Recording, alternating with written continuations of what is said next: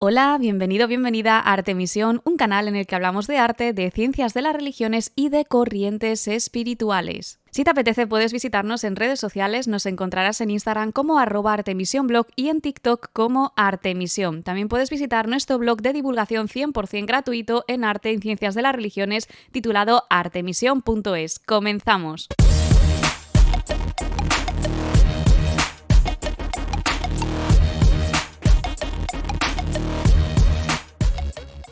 En el episodio de hoy vamos a hablar de los ángeles, de su origen, de cuáles son las descripciones que nos hace la Biblia sobre ellos, porque para las religiones monoteístas, los ángeles, esos mensajeros divinos, son seres celestiales de gran benevolencia que actúan como intermediarios entre lo divino y lo humano. Habitan en un plano de existencia más elevado que el terrestre, y existen distintas categorías y funciones en las cuales podemos dividirlos. ¿Cuál es el origen de los ángeles? Según la teología católica, los ángeles son criaturas sobrenaturales o espíritus que han sido creados por Dios de forma individual. A pesar de no ser omniscientes, los ángeles poseen un alto juicio moral e inteligencia, y su conocimiento trasciende el de los seres humanos. Se desconoce el número exacto que conforman, pero según una visión del apóstol Juan, este describió la existencia de hasta centenares de millones de ángeles. ¿Cuál es la descripción católica de los ángeles? Aunque los ángeles poseen cierta voluntad, esta, en última instancia, está sujeta al mandato de Dios. Algunos fragmentos del libro sagrado católico describen el papel de los ángeles y su naturaleza de la siguiente forma. Se nos dice que sirven a Dios, que se regocijan en lo que Dios hace, que son instrumentos de los juicios de Dios, que traen respuestas a la oración. Los ángeles no se casan ni se reproducen, todos son hijos del Dios verdadero. Animan en momentos de peligro y cuidan de los justos al momento de su muerte. ¿Son buenos todos los ángeles? No. Una de las cosas que sostiene el cristianismo es que los ángeles que se alejan de las órdenes de Dios por desobediencia o por rebeldía son expulsados del paraíso y reciben el nombre de ángeles caídos. En el cristianismo, el más famoso de todos es Lucifer, que se traduce como lucero del alba o portador de luz, a menudo relacionado con Venus, el planeta a veces también llamado la estrella del alba y del atardecer. Se le cita por primera vez en la Vulgata de San Jerónimo y dice lo siguiente: «¿Cómo has caído del cielo, lucero, hijo de la aurora? Has sido abatido a la tierra, dominador de naciones. Tú decías en tu corazón: escalaré los cielos, elevaré mi trono por encima de las estrellas de Dios, me sentaré en el monte de la divina asamblea, en el confín del septentrión, escalaré las cimas de las nubes, seré semejante al Altísimo». ¿Lucifer y Satanás son lo mismo? Según el cristianismo, Lucifer era uno de los ángeles más hermosos del cielo, quizá el más hermoso de todos. Queriendo ser como Dios, se rebeló contra él por soberbia, de ahí que la soberbia sea el peor pecado de todos. Desde el momento de su rebelión, Lucifer se denomina como adversario, un término que en hebreo se escribe como Satán. Por tanto, para esta religión, los términos Lucifer y Satanás corresponden a la misma entidad demoníaca, con la diferencia de que Lucifer hace alusión al príncipe de los demonios antes de ser expulsado del paraíso y Satanás al nombre que recibe posteriormente a esa expulsión. En cambio, el gnosticismo los describe como dos personajes totalmente diferentes. Satanás sería un demonio al uso, con esa apariencia de pezuñas y cuernos que, por cierto, no surge en la Biblia, sino en la mitología paleocristiana de influencia clásica y en el arte medieval, mientras que Lucifer sería la sombra del Logos. Es decir, Lucifer sería el portador de la luz del conocimiento y el liberador de la humanidad al más puro estilo de Prometeo. Sorprendentemente, para los eruditos, asimilar que Lucifer es una entidad positiva no es más que una edulcoración moderna para tergiversar el verdadero propósito de Lucifer. Me refiero, claro, a los eruditos católicos. Sin embargo, la liturgia católica de la resurrección, del Sábado Santo, habla del Cristo resucitado como aquel que asciende al Padre en el alba con ese lucero, y recordemos que en latín lucero se traduce como Lucifer, así que el nombre de Lucifer estaría relacionado en este caso con el del Cristo de la resurrección. Los 7 arcángeles de la Biblia católica. La Biblia católica menciona hasta un total de 7 arcángeles. Los arcángeles son santos, agios, el que es sagrado, ya que durante la rebelión del Génesis decidieron permanecer al lado de Dios y rechazaron formar parte de la legión luciferina, adquiriendo esta condición especial. Pero solo conocemos el nombre oficialmente de 3 de estos arcángeles. Uno de ellos es Miguel, cuyo nombre se traduce algo así como ¿quién como Dios? Miguel es mencionado en varios libros de la Biblia, en Daniel, en Judas, en Apocalipsis, como uno de los principales príncipes de la jerarquía celestial. Miguel es una entidad guerrera que lucha contra Lucifer y los ángeles caídos expulsándolos del cielo, y a menudo se le representa con armadura y una espada mientras pisa la cabeza del enemigo. Por el otro lado tenemos a Rafael, que se traduce como Dios sana. Rafael es patrono de los viajes, los enfermos, los ciegos, los médicos, los pastores e incluso de los amantes jóvenes. Aparece mencionado en el libro de Tobías, siendo Dios quien envía a este arcángel para que lo acompañe en su travesía. Y finalmente estaría Gabriel, el arcángel Gabriel, cuyo nombre se traduce como fortaleza de Dios. Gabriel es el anunciador de revelaciones divinas. Aparece en el libro de Daniel como mensajero divino explicando al profeta distintas visiones. Pero Gabriel también aparece en el Evangelio de Lucas anunciando a Zacarías el nacimiento de San Juan Bautista y a María el del niño Jesús. Pero más allá de los arcángeles existe toda una jerarquía angélica dentro de la teología cristiana. Las Sagradas Escrituras son bastante escuetas a la hora de exponer un tema como el de la angelología. Lejos de ofrecer una visión coherente y ordenada de la misma, a menudo los textos intercalan versiones que resultan contradictorias. Por ello, la patrística, es decir, la teología paleocristiana, sistematizó el asunto en un tratado titulado Sobre la jerarquía celestial. Su autor fue Pseudo Dionisio Areopagita, del siglo V. Un teólogo y místico bizantino que fue confundido durante mucho tiempo con el verdadero Dionisio Areopagita del siglo I, que era discípulo de San Pablo y obispo de Atenas, que nada tiene que ver con este tratado. Sobre jerarquía celestial es un texto que versa sobre los ángeles y su agrupación en 9 coros diferenciados. Una estratificación muy elaborada con fuertes influencias del sustrato persa, ya que Pseudo Dioniso vivió en Siria y Egipto entre los siglos V y VI. ¿Existen descripciones físicas de los ángeles? No conocemos su forma original. La Biblia, en principio, los define como seres incorpóreos. Dice lo siguiente: ¿no son todos espíritus ministradores enviados para servicio a favor de los que serán herederos de la salvación? E incluso el propio Jesús añade en otra ocasión: porque un espíritu no tiene ni carne ni hueso, como veis que yo tengo. Eso sí, en las Sagradas Escrituras, los ángeles adoptan ocasionalmente la forma humana para presentarse ante los hombres. Concretamente, adoptan la forma masculina y jamás la imagen de una mujer. Primera jerarquía angélica: aquellos que participan de la trascendencia divina. A menudo, dentro de la categoría de ángeles, se incluyen otra clase de seres celestiales que conforman la jerarquía más alta. Estos son los serafines, los querubines y los tronos. Para muchas personas, estos son tipos especiales de ángeles, aunque se trata de un debate abierto en la teología. Lo bueno es que de estas criaturas sí que tenemos descripciones físicas concretas. Los serafines se traduce como aquellos que arden, y se describen como seres con 3 pares de alas. 2 cubren el rostro, otras 2 vuelan y otras 2 cubren los pies.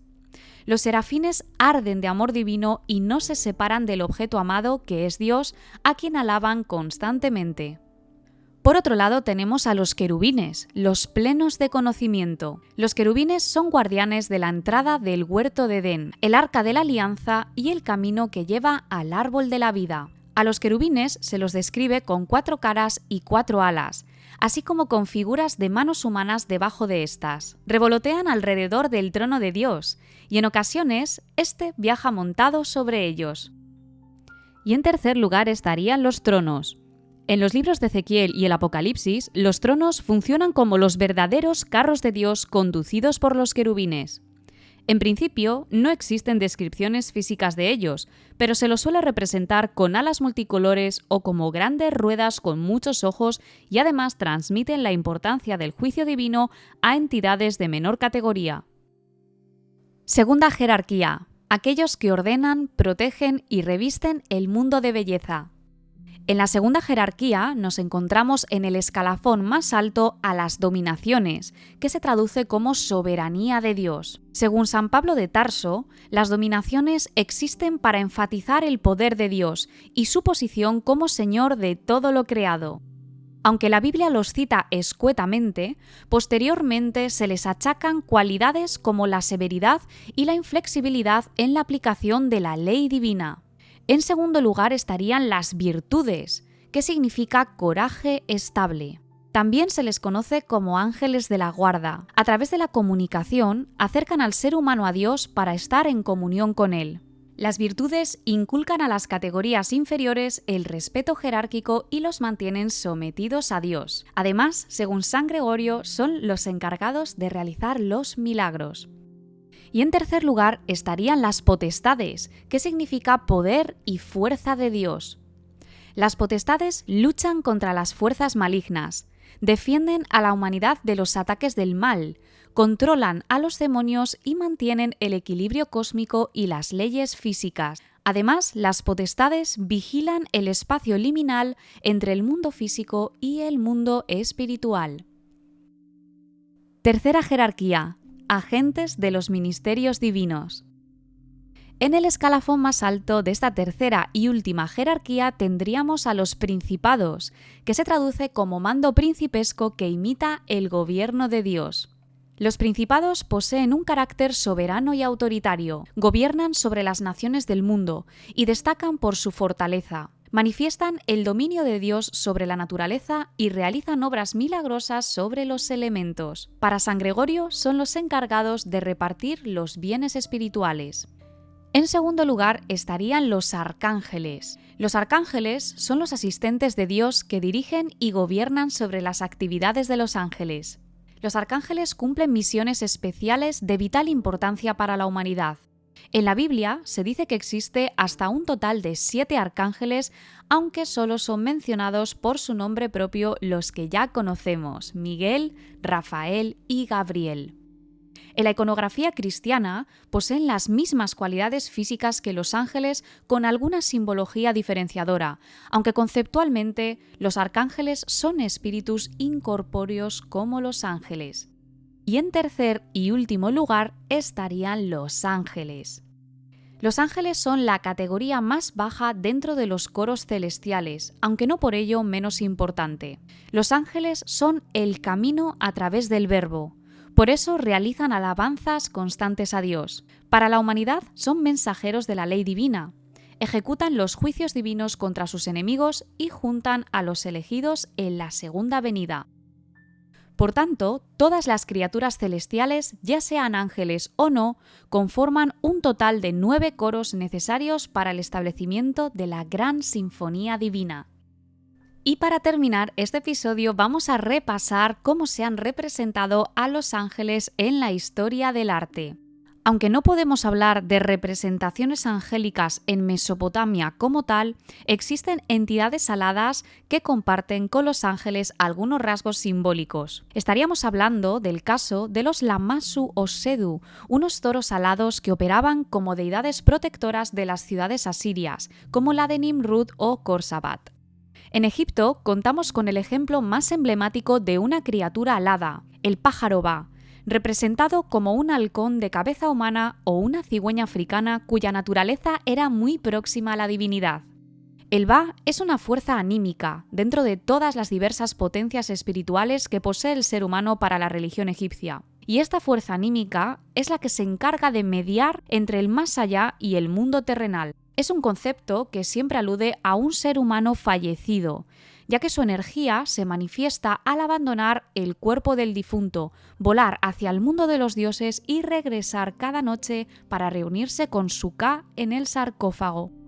En Grecia son varias las criaturas aladas que se asemejan al arquetipo más popularizado de los ángeles. Están las Nike o victorias aladas, como la de Samotracia. También está el dios Eros, divinidad del amor. Estaría también el dios Hermes, el dios de la comunicación y protector de los viajeros, muy semejante a la función bíblica que cumple el arcángel Rafael, protector de los enfermos y acompañante de caminos, como en el pasaje con Tobías.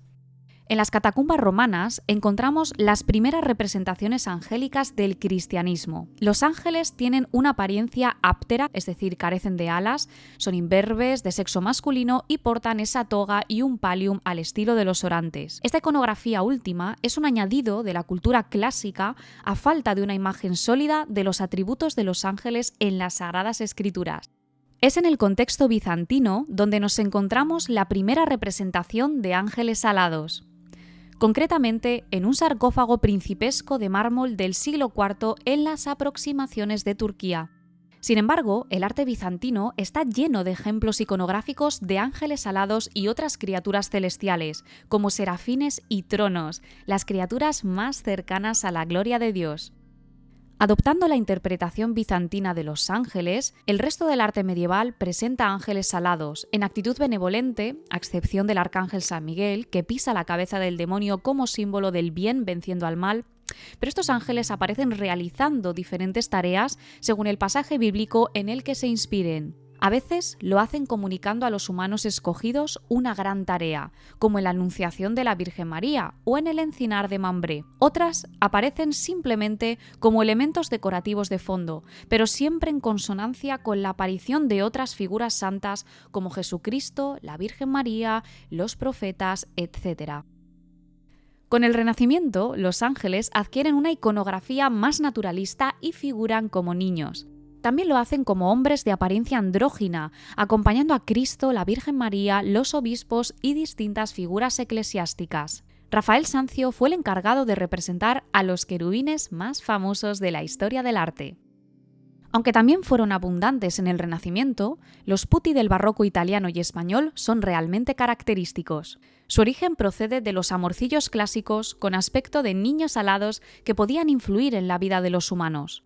En el contexto cristiano barroco, los putti pueden aparecer ayudando a la Virgen a su ascensión a los cielos como ayudantes de laboratorio en numerosos libros de matemáticas y ciencias naturales, también aparecen en el arte jesuita y son especialmente queridos por el maestro Rubens, quien llenó su pintura de estos angelotes. Si hay un tipo de ángeles melancólicos, sentimentales e incluso un poco tétricos por excelencia, esos son los ángeles románticos, como el que encarna Horace Vernet en su Ángel de la Muerte, una pintura de 1851. Vernet es un autor que se sitúa a caballo entre el clasicismo académico, la pintura de historia y cuadros con numerosos tintes románticos. Con el equilibrio entre el neoclasicismo y el romanticismo que caracteriza el academicismo más puro, William Adolphe Bouguereau o Alexandre Cabanel son probablemente los mejores pintores de ángeles bellos e idealizados de esta corriente. Otro tanto ocurre con Edward Robert Hughes, quien comenzó su carrera en el prerrafaelismo para navegar hacia el simbolismo y representa lo mejor de ambos estilos. Noche con su tren de estrellas es probablemente una de las obras más bellas que se han realizado para representar la imagen de un ángel. Marc Chagall, un artista franco-ruso de origen judío, nos dejó completamente atónitos con sus oníricos y fantasiosos ángeles que sobrevuelan sus cuadros y que irradian espiritualidad y misticismo. Paul Klee es otro ejemplo de artista surrealista, aunque también transitó el expresionismo y la abstracción, y cuenta a lo largo de su trayectoria artística con numerosísimas producciones de ángeles en la línea de continuidad con el arquetipo histórico. Y con esto terminamos nuestro recorrido artístico y teológico por la historia, origen, descripción y jerarquías angélicas. Si te ha gustado este episodio, danos like, síguenos y activa la campanita de notificaciones en la opción de todas para no perderte más episodios como este. Muchas gracias por haber llegado hasta aquí y nos vemos pronto.